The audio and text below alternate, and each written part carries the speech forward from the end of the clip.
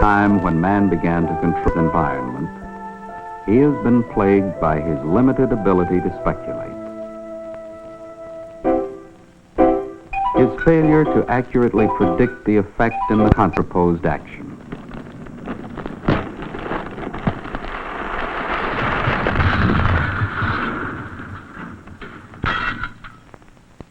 This is the result of his not being able to consider and relate all the factors in a problem.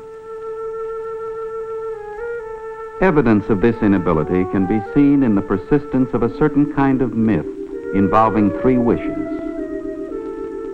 In a frantic effort to reap immediate reward, the first wish is often not too wise. The second usually tends to overcorrect. Our hero can consider himself lucky if after the last wish, he ends up just where he started. But there were men whose wishes were not only prudent, but had a habit of coming true. These men and women were artists and had certain characteristics in common.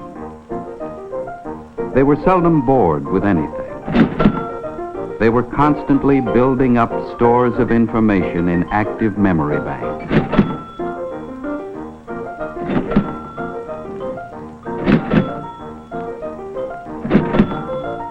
When confronted with a specific need, they would call on these memory banks for information, which they would run through, sort out, and relate to the problem at hand.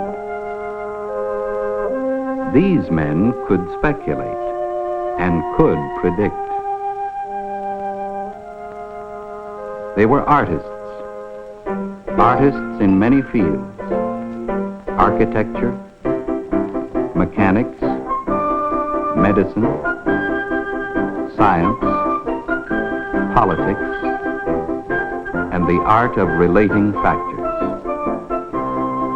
It is often not a conscious art, and the degree to which it is operative can tend to make one normal, bright, super bright, or genius. Numbers were used to count, but soon they were also being used as abstract symbols for states of being. Values were given to mass, speed, inertia, and the forces of gravity. Such measurement was an enormous help to creative thinking. Man was learning to numerically relate and to predict. Theories were developed by which the many factors in a problem could be numerically related. But the magnitude of the calculations necessary made many such theories impractical. In the last century, the complications of our society have been compounding themselves, and it began to look as though the science of numerical relationships could never catch up. For a long time in the world of numbers, man has been developing tools to help him handle increasing amounts of data. Something has now emerged that might make even our most elegant theories workable. The recent acceleration has been fantastic. The electronic calculator has already become a tool upon which much of our daily activities depend. A tool which has broadened the range of man's concepts and intuition, much the way other tools have broadened man's range of communications, or man's range of travel, or the phenomenal range of his control over environment. With the computer, as with any tool, the concept and direction must come from the man.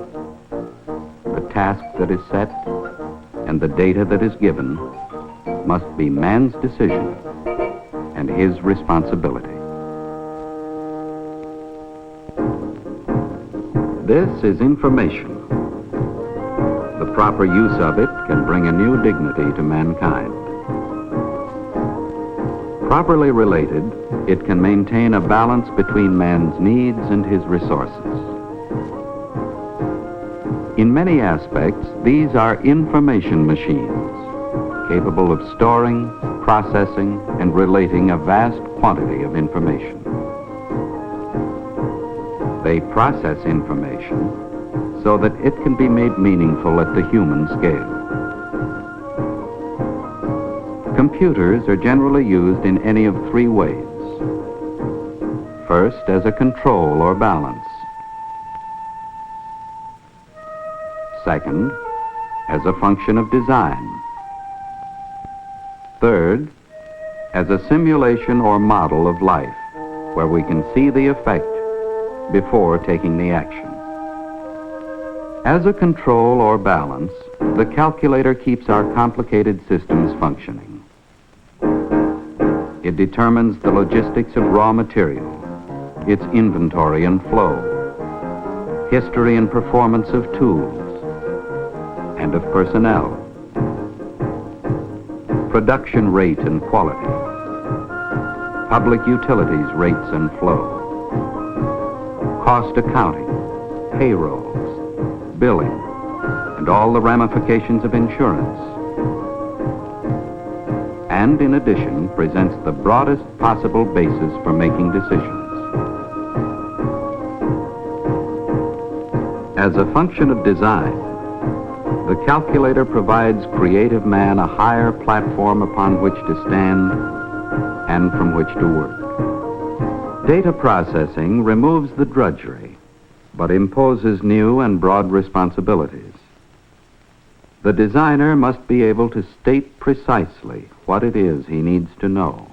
This is not always so easy. He must formulate a general plan of procedure.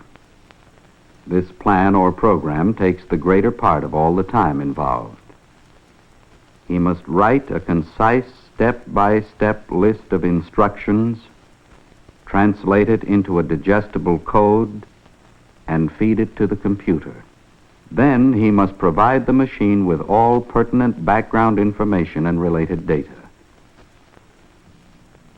The preparation may have taken months, the actual calculation hours or even minutes.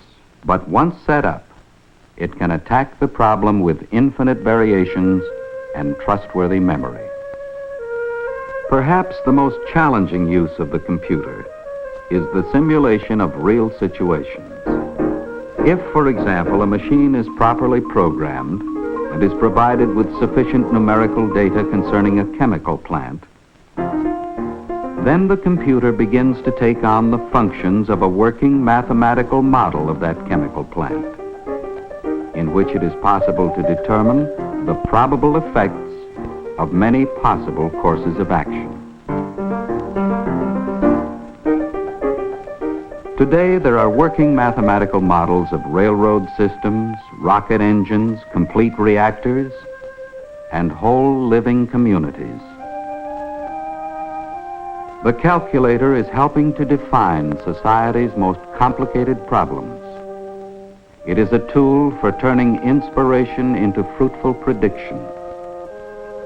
As an information machine, it has done much to broaden the base of our growing concepts. But the real miracle is the promise that there will also be room for those smallest details that have been the basis for man's most rewarding wishes. This is a story of a technique in the service of mankind.